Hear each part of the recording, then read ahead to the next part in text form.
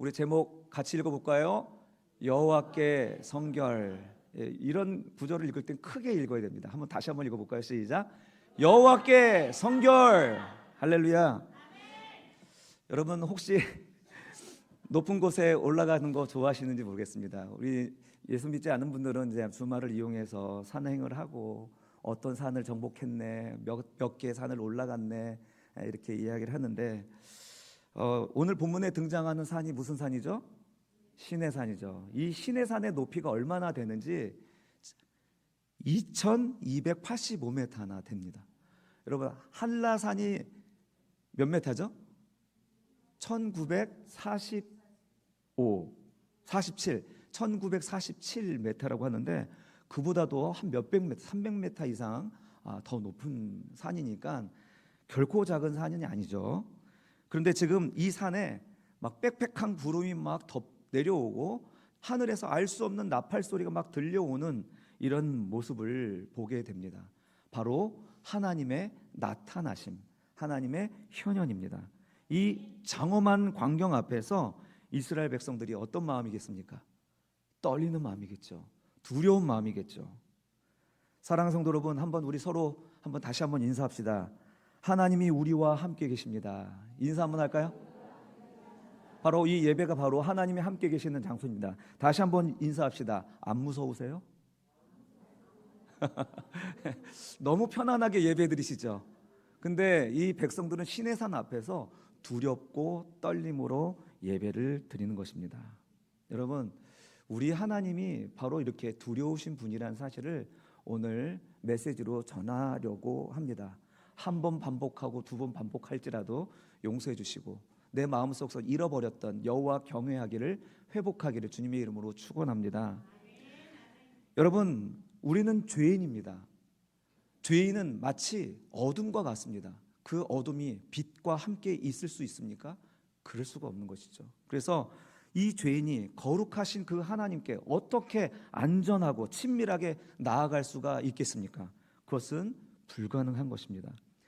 유진 피터슨이라는 목사님이 현실 하나님의 세계라는 책을 쓰셨는데 그 책의 내용은 이겁니다. 하나님이 저 멀리 계신 분이 아니라 창조와 역사 그리고 또 공동체라는 우리의 삶의 구체적인 일상에 현존하신다는 사실을 이제 어필하는 그런 책이거든요. 그래서 기독교의 영성은 신비주의적이고 그리고 어떤 신비로움을 추구하는 도피가 아니라요, 우리가 발딛고 살고 있는 오늘 나의 삶의 현실에 하나님을 만나는 것입니다. 그것이 우리의 기독교의 영성이죠. 우리의 현실과 상관없는 기독교라는 것은 있을 수가 없고 그것은 샤머니즘적인 그런 종교라고 말할 수 있겠습니다. 그런데 우리 일상에서 이 하나님을 어떻게 만납니까? 그 첫 번째 스텝이 뭐냐면 바로 하나님이 얼마나 위험한 분인가를 인정하는 곳에서 시작된다는 것입니다. 여러분, 우리가 신앙생활할 때 하나님을 경험하거나 또 그분이 주신 은혜를 경험하지 못하는 이유는 하나님이 너무 만만하기 때문이 아닌가요? 우리는 신앙생활을 할 때 우리 마음의 평안과 위로를 얻기 위해서 신앙생활하는 경우가 참 많습니다. 그런데 유진 피터스는 말합니다. 그것은 매우 위험한 착각이다라고 얘기하고 있습니다. 여러분, 하나님은 길들일 수 있는 존재입니까? 내가 원하면 이렇게 따라오시고 원하면 저렇게 행하시는 분이십니까? 결코 아니라는 거예요. 하나님은 길들일 수 없는 분이에요. 그래서 그분은 마치 거대한 불과 같아서 그 근처에 가면 내 자아의 위선과 그 자아의 그 모든 이기심을 태워버리는 그런 분이라서 굉장히 위험하다는 것입니다. 우리가 그 위험한 분 앞에 우리가 나아갈 때 비로소 가짜 신앙생활이 끝나는 것이죠. 종교 노름을 끝낼 수가 있는 것입니다. 또한 우리 하나님이 위험한 이유는 그분이 우리에게 오시잖아요. 그분이 나의 삶에 개입하는 순간 어떤 일이 일어나는 줄 아십니까? 내가 주인 노릇하던 나의 삶의 바운더리가, 이 작은 세계가 무너지기 시작하는 거예요. 내가 주인 노릇하던 그 세계가 무너지고 그 무너지는 그 자리에서 하나님의 통치가 시작되는 것이죠. 우리가 하나님을 믿는다는 것은 대단히 위험한 일입니다. 그래서 교회 문 들어오는 문 앞에다가 dangerous라고 붙이라고까지 이야기를 하는 거예요. 여러분 드리는 이 예배는 우스운 게 아닙니다. 이 예배는 굉장히 위험한 겁니다. 그 위험한 문 앞에 나가는 겁니다라고 이야기하는 것이죠. 그의 글을 한번 읽어볼까요? 한번 같이 읽어봅시다. 시작. 하나님은 결코 안전한 분이 아니다. 그분의 거룩함은 우리의 위선과 이기심을 태워버리는 불꽃이다. 그러나 그 불꽃은 우리를 파괴하기 위함이 아니라 우리를 참된 인간으로 정화하기 위한 사랑의 불이다. 아멘. 여러분 이게 우리 예배드리는 목표입니다. 지금 목표가 혹시 좀 다르신 분들도 있죠? 여러분 본질을 찾고 본질대로 가면 하나님으로부터 오는 완전한 은혜와 복이 우리에게 임할 줄로 믿습니다. 이렇게 두렵고 위험한 하나님께 죄인인 우리가 어떻게 안전하게 나아갈 수가 있습니까? 그것을 이야기하고자 합니다. 첫 번째는 같이 읽어볼까요? 시작. 우리에게 중보하시는 분이 있기 때문입니다. 예, 우리를 위하여 중보하는 분이 있기 때문에 우리가 죄인임에도 불구하고 하나님 앞에 나아갈 수가 있게 되었습니다. 오늘 본문에 보시면요, 가장 극한 프로젝트를 수행하는 사람을 만나게 됩니다. 오늘 본문 읽으시면서 어떤 걸 느끼셨는지 모르겠어요. 올라가고 내려가고 올라가고 내려가고 하는 단어가 계속 반복되지 않습니까, 여러분? 여러분 2000 몇 메타요? 2280m요? 2285m. 예, 한라산보다 높은 그 산을 이 모세가요, 한 번도 아니고 두 번도 아니고 세 번 이상을 올라갔다 내려갔다 올라갔다 내려갔다 하는 거예요. 3절에 올라가고 7절에 내려와, 그리고 또 8절에 다시 전하러 올라가고 14절에서 또 내려와 20절에 올라가고 25절에서 또 내려오는 거예요. 예. 여러분 이 80세의 노구가 그 신의 산을 오르락 내리락 하면서 하나님의 말씀을 백성의 말을 또 하나님에게 전달하는 일을 하고 있어요. 혼자 그렇게 분주한 거예요. 하나님은 산 위에 계시고 백성은 산 아래에 있습니다. 이것이, 이 거리감이 바로 하나님과 우리의 거리감이라는 것입니다. 이 영적인 간극을 결코 줄일 수가 없어요. 함부로 나갔다가는 그분의 거룩하고 찬란한 영광에 다 타 죽을 수밖에 없기 때문에 가까이 오면 안 되는 거죠. 우리는 하나님을 뵙기를 원하고 하나님도 우리를 사랑하여 끌어안기를 원하지만 다가가면 죽는, 마치 동화 속에 나오는 마이더스의 손처럼 끌어안으면 내 공주가 죽어버리는 그런 슬픈 간극이죠. 그래서 하나님은 직접 백성에게 말씀하실 수도 있고 찾아가실 수도 있지만 굳이 모세를 불러서 그를 통해서 일하신 것은 이스라엘 백성들은 이 중재자 없이는 결코 소통할 수 없기 때문이었습니다. 중재자 없이는 하나님과 소통할 수가 없는 겁니다. 여러분의 노력으로 되는 게 아니고요, 중재자가 하나님과 연결시키는 것입니다. 모세의 이 피땀 어린 이 험한 산길을 올라가는 이 모습은요, 바로 그 산에서 내려오셔서 낮은 땅으로 내려오셔서 다시 십자가를 지고 골고다 언덕을 오르시는 그리스도의 발걸음을 닮았다는 것이죠. 모세는 바로 예수 그리스도의 중보 사역을 예표하고 있는 것입니다. 하나님은 우리를 사랑하지만 우리를 사랑하실수록 우리가 위험해지기 때문에 주님은 중보자를 통하여서 우리를 만나 주시는 것입니다.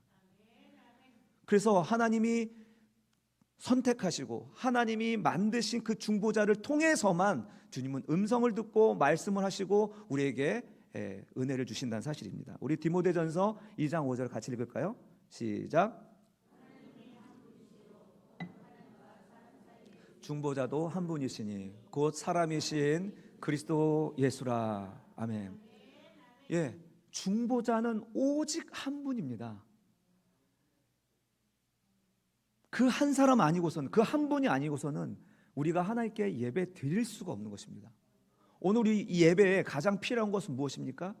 여러분이 잘 살았다는 삶의 자취가 아니라요, 또 여러분이 일상 속에서 벌어들였던 그 물질을 하나님께 드리는 헌금과 예물이 아니라 가지고 나와야 되는 것은 오직 예수의 이름뿐인 줄로 믿습니다.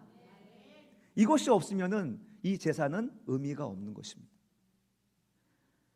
이스라엘 백성들이 오직 모세를 통해서 하나님께 나아가고 오직 모세의 음성을 통해서만 하나님의 음성을 들었듯이 오늘 우리 역시 오직 예수 그리스도를 통해서 하나님께 나아가고 오직 그분의 음성을 통해서만 하나님의 말씀을 들으며 오직 그를 통해서만 하나님께 말할 수 있는 줄로 믿습니다.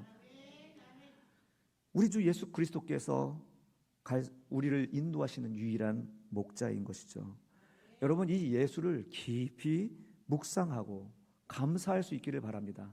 그가 아니었다면 우리는 다른 피조물들처럼 이 땅에서 흙으로 돌아갈 멸절할 존재들이었을 것입니다. 예수를 깊이 생각하면 그 안에서 샘솟는 그 은혜로 말미암아 다른 그 모든 것들도 우리에게 따라오는 축복인 줄로 믿습니다. 자, 두 번째, 이렇게 어렵고 두렵고 위험한 하나님께 우리 죄인이 어떻게 나갑니까? 두 번째는 같이 한번 읽어볼까요? 시작. 거룩한 하나님께는 성결함으로 나아갈 수 있습니다. 아멘. 이렇게 한 길 하나님께 나아갈 그리스도가 준비되어 있어도 중요한 건 뭐냐면 우리의 성결이라는 것입니다. 성결. 한번 넌센스입니다. 퀴즈를 낼게요. 세상에서 가장 거룩한 곳은 무엇일까요? 거룩한 옷은 무엇일까요? 세상에서 가장 거룩한 옷. 옥토게예요. 마치시면 오늘 식사 2그릇 드셔도 됩니다. 우리 자막 한번 볼까요? 정답.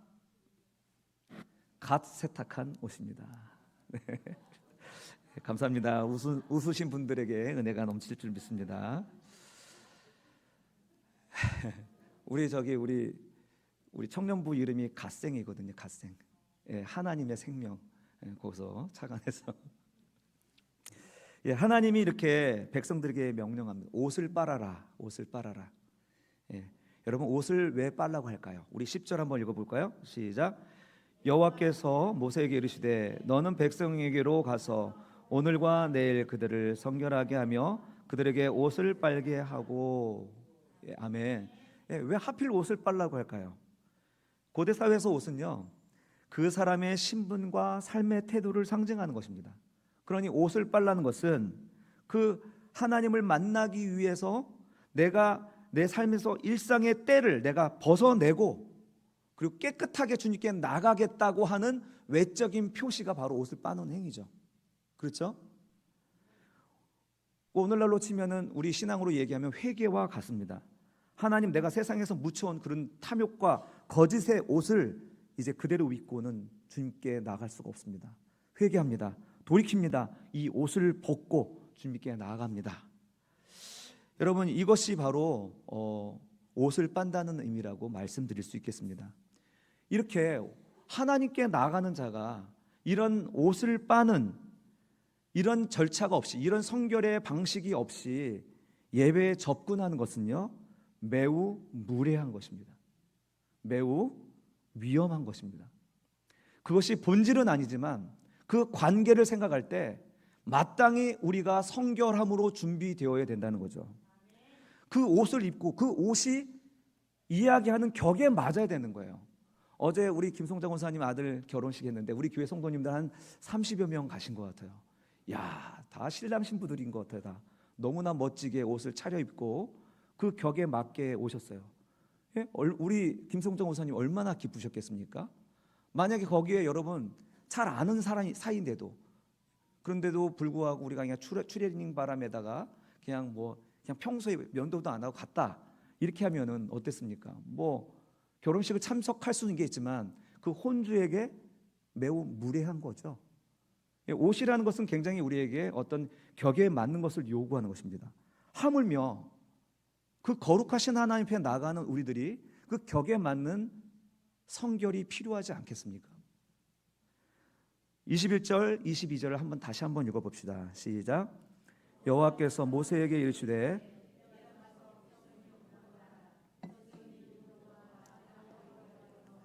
많이 죽을까 하노라. 22절. 또 여호와께서 가까이 하는 제사장들에게 그 몸을 성결히 하게 하라. 나 여호와가 그들을 칠까 하노라. 아멘. 하나님께서도 요구하는 거예요. 하나님의 그 거룩함에 합당한 그 영광의 격에 맞는 그 옷을 준비하라는 것입니다. 이 옷을 준비하라는 것은 그 옷만 준비하라는 것입니까? 아니죠. 그 마음을 준비하는 것을 외적으로 표현하는 것이 옷을 빠는 거 아닙니까? 그래서 옷을 빠는 것은 시작일 뿐이고 진짜 성결은, 진짜 거룩은 내면에서 시작되는 것입니다. 내면의 순종으로 시작되는 것입니다. 순종은요, 다른 것이 아닙니다. 우리가 순종한다는 것을 이 이야기 속에서 다시 생각해 보면 그 집의 사람으로 행동한다는 것입니다. 순종. 내가 그 집의 사람이면 그 집의 전통과 그 집에 어떤 규칙이 있을 거 아니에요. 그 규칙에 맞게 사는 거지. 근데 그 집의 사람이 아닌 사람들은 이거 규칙을 이해도 못하고 잘 행하지도 못하는 거 아니겠습니까? 예식장의 모든 사람들이 옷을 잘 차려 입고 성결하게 준비되었습니다. 여러분, 그 예식에서 누가 가장 성결하게 준비되었을까요? 신랑 신부겠죠. 그것을 준비하는 가족들이겠죠. 예, 그 집에 있는 사람들, 그 집에 속한 사람들이 가장 거룩하고 가장 구별된 거예요. 이해되시죠, 여러분? 우리의 순종, 하나님의 말씀에 순종한다는 의미가 바로 그것입니다. 우리가 그 집의 사람이 되는 것으로 우리가 순종함으로 성결이 완성되는 것입니다. 이렇게 거룩한 거기에 합당하게 예식을 치르기 위해서 빨간 립스틱으로 막 이렇게 칠하고 화장 두껍게 하고 그리고 빗자루 2개 달고 그렇게 예식을 준비하는 거 아닙니까? 그래서 유진 피터스는요, 순종을 하나님의 집안의 사람이 되는 것이라고 말하는 것입니다. 이렇게 하나님의 방식으로, 하나님의 규율대로, 규칙대로 우리가 그 집 안에서 생활해야 안전한 것이죠. 우리가 하나님께 나아갈 때 바로 우리에게 순종을 요구하는 것은 바로 하나님을 안전하게 섬기고 교제하기 위함인 것입니다. 하나님은 마치 고압 전선과 비슷하다라는 생각을 하게 됩니다. 전기가 매우 유용하죠. 그러나 그 전기, 고압으로 흘러가는 전선을 만지면 우리가 어떻게 되죠? 예, 감전되어 다 죽습니다. 하나님의 거룩함이 바로 이와 비슷하다는 거죠. 하나님의 거룩함이 사람을 죽이기 위한 목적인가요? 그건 아니거든요. 그렇지만 하나님의 거룩함과 인간의 죄는 함께 공존할 수 없기 때문에 하나님이 정하여 주신 방식으로만, 하나님의 정하여 주신 방식으로 우리가 순종할 때만 하나님께 나아갈 수가 있는 것입니다. 그러므로 성경에서 하나님의 거룩함을 우리가 무시하면 안 되겠죠. 하나님께 나아가는 예수 그리스도라는 길을 통하여서 우리가 거룩하게 순종하여 구별하는 것, 이것이 하나님께 나아가는 비결인 것입니다. 성경에서 거룩함을 가볍게 여겼다가 화를 당한 사람들 기억나십니까? 예, 법궤를 함부로 만졌던 웃사가 바로 그 자리에서 죽게 되는 사건이 있었습니다. 또 하나님이 정하여 주지 않은 다른 불을 가지고 나와 예배를 드렸던 아론의 2 아들 나답과 아비후도 바로 다른 그 제단에서 나온 불로 타 죽어버렸습니다. 하나님이 정하여 준 불이 아니고 하나님이 정하여 주신 방식이 아닌 다른 방식으로는 절대로 하나님께 나아갈 수 없다는 것입니다. 그래서 하나님은 거룩하십니다. 그러니 우리에게 그분의 거룩에 합당한 거룩을 요구하시는 것이죠.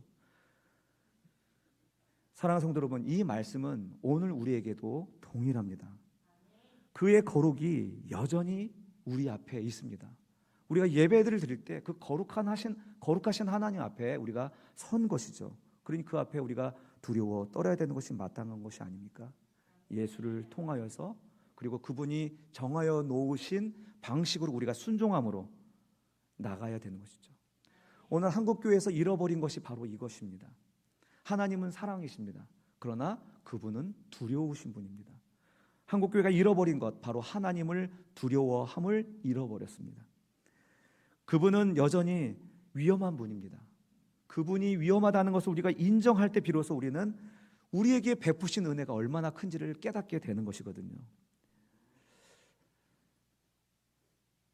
오늘 본문에 보시면요, 하나님은 당신의 위험성을 알기 때문에 계속 백성에게 내려가서 경고하라 말씀하시죠. 21절, 22절, 24절. 이 백성들이 너무 오다가 죽을까 봐 걱정된다. 그리고 제사장들에게 성결케 해라. 내가 칠까 한다. 조심해라. 계속 경고하시는 거죠. 하나님의 안타까운 마음이에요. 사랑하는 성도 여러분, 하나님은 우리가 거룩한 질서 안에서 안전하게 그분을 즐거워하기를 원하시는 분인 줄로 믿습니다. 성결하고 하나님 말씀에 순종함으로 성결을 완성하여 주님께 가까이 나가시는 저와 여러분이 되시기를 간절히 바랍니다. 이게 마지막 세 번째입니다. 이렇게 두렵고 위험한 하나님께 우리 죄인이 어떻게 나아갈 수 있을까요? 같이 읽어봅시다. 시작. 그가 친히 경계를 허물고 오시면 됩니다. 아멘. 그가 친히 경계를 허물고 우리에게 오시면 되는 거죠. 그러나 단순한 문제는 아닙니다. 자, 16절, 20절 한번 같이 읽어볼게요. 셋째 날 아침에 우레와 번개와 빽빽한 구름이 산 위에 있고 나팔 소리가 매우 크게 들리니 진중에 있는 모든 백성이 다 떨더라. 자, 20절. 여호와께서 시내산 곧 그 산 꼭대기에 강림하시고. 이렇게 하나님은 우리에게 찾아오고 싶지만 경계를 그어놓고 내려오실 수밖에 없어요. 우리도 주님께 나가 예배를 드리고 싶지만 그 경계를 넘어서면 안 되는 것이었습니다. 그래서 시내산의 셋째 날은 엄격한 금지의 날입니다. 하나님이 오셨지만 인간은 저 멀찍이서 예배를 드려야 되는 거예요. 이것이 바로 율법 아래에 있는 인간은 결코 하나님께 스스로 나아갈 수 없음을 보여주는 그림이 아닙니까? 그러나 1500여 년이 흘러간 어떤 날에 또 다른 셋째 날이 밝았습니다. 바로 우리 주 예수 그리스도께서 부활하신 셋째 날입니다. 시내산에서는 백성이 가까이 오지 못하도록 경계선을 그으셨지만 예수님이 십자가에서 숨을 거두실 때 성전의 휘장이 위에서부터 아래까지 찢어지고, 그리고 그분이 죽음에서 일어나셨을 때 삶과 사망에 그어져 있던 그 경계선이 무너지기 시작했습니다. 시내산의 첫째 날은 누구든지 오면 죽는다라고 경고하는 날이었다면 그리스도의 셋째 날은 누구든지 내게로 오면 산다라고 하시는 초청의 날인 줄로 믿습니다. 사랑하는 성도 여러분, 우리는 이제 시내산 아래에 있는 자들이 아닙니다. 우리는 셋째 날의 승리자 되시는 예수 그리스도의 손을 잡고 은혜의 보좌 앞에 담대히 나가는 그의 성도들인 줄로 믿습니다. 이것이 오늘 우리에게 다가온 최고의 복음이 아닙니까? 최고의 은혜가 아닙니까? 이 은혜를 깊이 묵상했으면 좋겠습니다. 그러나 이것이 묵상하면 묵상할수록 은혜가 되고 감사가 되어야 되는데 그렇지 못한 것은 다시 반복하지만 하나님의 그 거룩하심을 잃어버렸기 때문입니다. 하나님이 얼마나 위험하다는 사실을 우리가 잃어버렸기 때문에 우리가 구원받았다는 이 감격이 그렇게 와닿지가 않는 거예요. 우리는 분명 예수 그리스도의 십자가를 통해서 우리가 하나님의 자녀가 되었음을 우리가 압니다. 그래서 마음껏 아무 꺼리낌 없이 하나님 앞에 나갈 수 있는 특권을 얻었습니다. 그러나 오해하지 말아야 될 것은 예수 그리스도의 사건은 그 희생과 죽음으로 하나님 앞에 우리를 담대히 나가게 해주신 사건이지 하나님께서 거룩하심을 포기하신 사건이 아니라는 거예요. 하나님은 여전히 거룩하십니다. 산 사면에 표시를 해놓고 경계를 만들고 아무도 접근할 수 없고 그 하나님 앞에 나가기 위해서는 반드시 옷을 빨고 모든 욕망으로부터 자신을 비우지 않고는 절대로 갈 수 없는 그런 거룩하신 하나님은 지금도 유효하다라는 것입니다. 여러분, 예수님의 이 십자가의 은혜 때문에 하나님이 만만해진 겁니까? 그럴 수 없다라는 거예요. 은혜가 은혜로 경험되지 않은 것은 우리가 두려우신 하나님을 만나보지 못했기 때문이 아닙니까? 그 두려우신 하나님이 제대로 느껴져야 예수 그리스도의 십자가가 절실하게 구해지는 거예요. 그 하나님을 경험하지 못했는데 예수의 그 죽으심이 나하고 무슨 상관이 있습니까? 저렇게 위험한 하나님이 계시기 때문에 예수의 십자가가 나에게 은혜가 되는 거예요. 여러분 혹시 한번 돌아보셨으면 좋겠습니다. 복음이라고 하는데 왜 내게 복음이 되지 않습니까? 은혜라고 하는데 왜 나에게 은혜가 되지 않습니까? 그 두려운 하나님 앞에 서본 적이 계십니까? 한번 돌아봐야 된다는 것이죠. 오늘 우리 신앙은 하나님의 거룩하심을 너무 하찮은 것으로 만들어 버렸습니다. 이제는 아무도 하나님의 거룩에 대해서 이야기하지 않고 이 거룩에 대한 이야기를 하면 고리타분한 것으로 이해를 합니다. 예수 그리스도의 사건은요, 죄인을 의인으로 만든 사건이지 하나님이 죄에 대하여 무감각해진 사건이 아닌 것입니다. 예수 그리스도의 십자가 사건은 거룩하신 하나님이 우리를 거룩하게 하신 사건이지 하나님이 거룩하지 않아도 되어서 하나님께 나아가게 된 게 아니라는 것입니다. 그런데 우리의 행동을 한번 봤으면 좋겠습니다. 예배를 대하는 우리들의 마음의 태도를 한번 돌아봤으면 좋겠습니다. 정말 하나님을 두려워하고 경외하고 있는지요? 정말 유진 피터슨의 말처럼 교회 문패에다가 dangerous, 경고, 위험합니다 라고 써 놓아야 되지 않을까? 왜냐하면 그것이 바로 은혜의 출발이니까요. 우리는 우리의 행동을 통하여서 정말 그 거룩하시고 두려우신 하나님을 말로 할 수 없이 다 할 수 없이 정말 천박한 것으로 만들고 있는 것은 아닌가 할 때가 참 많습니다. 하나님은 정말 거룩하신 분입니다. 이러한 하나님의 두려움 앞에 설 때 죽이고 칠 수밖에 없는 하나님의 거룩하심 앞에 설 때 그리스도의 은혜를 찾게 되는 것, 이것은 변함없는 사실인 것이죠. 사랑하는 성도 여러분, 그리스도의 십자가와 그 은혜를 값어치 없는 것으로 만들지 맙시다. 싸구려로 만들지 맙시다. 그가 우리에게 주신 은혜는 하나님의 철저한 진노와 하나님의 거룩하신 그 심판이 예수 그리스도 위에 임했기 때문에 우리에게 온 것입니다. 그의 성품이 변한 게 아니에요. 오히려 그리스도의 십자가는 하나님의 거룩함을 더 강하게 보여주는 그런 장소였던 것입니다. 여전히 우리는 옷을 빨아야 됩니다. 그 거룩하신 하나님 앞에 정결하게 살아야 됩니다. 그리고 순종함을 통하여서 그 성결함을 완성하는 삶을 살아야 됩니다. 예배 드리는 중에 우리 주식 차트를 보거나 또 문자 날리고 뉴스 검색하고 이런 것들은 정치인들이나 하는 것이죠. 또 옷을 아무렇게 우리 있는 옷을 입는 건 어떻게 입어도 상관없습니다. 그러나 아무렇게 입어도 된다는 생각은 아주 위험한 발상이죠. 사랑하는 성도 여러분, 우리는 오늘 지금 이 시간도 하나님의 거룩함 앞에 서 있습니다. 두려워해야 되는 것입니다. 그래야 비로소 우리가 하나님의 은혜가 시작된다는 사실을 기억하시기를 간절히 바랍니다. 하나님 오늘 이 출애굽한 백성들 앞에 나타나시는 이 내용을 통하여서 오늘 우리에게 내가 얼마나 두려운 존재인지, 내가 경외하고 두려워 떨어야 되는 그런 존재라는 것을 지금 보여주고 있다는 사실을 기억해야 됩니다. 너무나 가깝고 친하고 사랑스러운 분이지만 그럼에도 불구하고 그 사랑스러움이 무례함이 되지 않도록 애쓰는 것이 신자가 아니겠습니까? 사랑하는 성도 여러분, 이제 말씀을 맺겠습니다. 오늘 우리는 시내산의 빽빽한 구름과 번개 사이로 임하신 하나님을 만납니다. 그분은 우리가 마음대로 길들일 수 없는 여전히 위험한 분이십니다. 죄와는 1%도 공존할 수 없는 빛이십니다.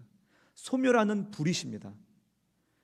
예수 그리스도의 십자가 사건이 그 거룩함을 감소시키지 않습니다. 오해하지 마시기 바랍니다. 십자가는 오히려 하나님이 얼마나 거룩하신 분인지를 철저히 보여주시는 사건이란 것이죠. 예수님 때문에 하나님이 만만한 분이 된 게 아니라 예수님 덕분에 우리가 거룩한 하나님 앞에 설 수 있게 되었다는 이 사실을 정말 감격으로 좀 기적으로 받아들이시기를 간절히 바랍니다. 그러므로 우리의 예배를 한번 점검해 봅시다. 우리는 예배에 앞서 외쳐야 하겠습니다. 여호와께 성결. 여호와께 성결. 다시 한번 외쳐볼까요? 여호와께 성결. 성결. 할렐루야. 우리의 예배를 드릴 때 이와 같은 성결의 마음으로 나가야 하나님의 은혜로 경험되어지고 그 구원이 기쁨으로 경험되는 줄로 믿습니다.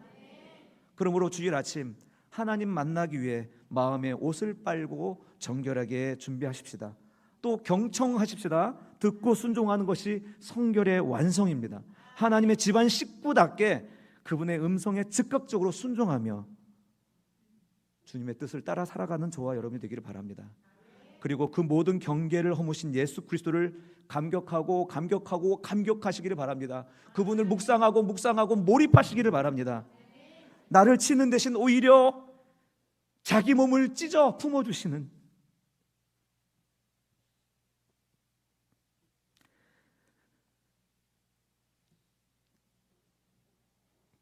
그 사랑 앞에 서는 것이 바로 예배입니다. 이 예배가 회복되어지기를 간절히 축원합니다. 우리 주보에 설교 요약하고 묵상 나눈 질문이 있습니다. 그 질문을 우리가 한번 읽어보고 우리 함께 기도했으면 좋겠습니다. 같이 읽겠습니다. 1번, 오늘 본문에서 80세 노인 모세는 백성들을 위해 산 아래를 계속 오르내렸습니다. 내 신앙생활 중에서 내가 힘들거나 갈피를 못 잡을 때 나를 대신해서 기도해 주거나 나를 하나님께로 인도해 주었던 고마운 사람은 누구였나요? 고마움을 나눠봅시다. 두 번째요, 외적인 성결이 옷을 빠는 것이라면 내적인 성결은 말씀에 순종하는 것입니다. 즉 그 집의 사람이 되는 것이라고 했는데 하나님의 집 사람다운 작은 실천을 계획해 보세요. 3번, 예수의 피로 말미암아 은혜의 보좌 앞에 담대히 나갈 수 있게 되었다고 해서 하나님의 거룩하심이 줄어든 것은 아닙니다. 여전히 하나님은 위엄하신 분입니다. 내가 회복해야 할 하나님을 향한 경외심이 있다면 어떤 부분일까요? 아멘. 여러분, 오늘 이 말씀을 한번 깊이 생각하면서 우리가 잃어버렸던 하나님을 경외하는 마음, 그리고 두려우신 하나님에 대한 이 생각들을 회복하여서 정말 하나님을 만만하게 보는 것이 아니라 하나님 정말 두렵고 떨림으로 여호와께 성결하는 마음으로 나오셔서 이 하나님께 나와 예배할 수 있게 하신 예수 그리스도의 은혜와 복음을 깊이 감사함으로 체험할 수 있기를 주님의 이름으로 축원합니다.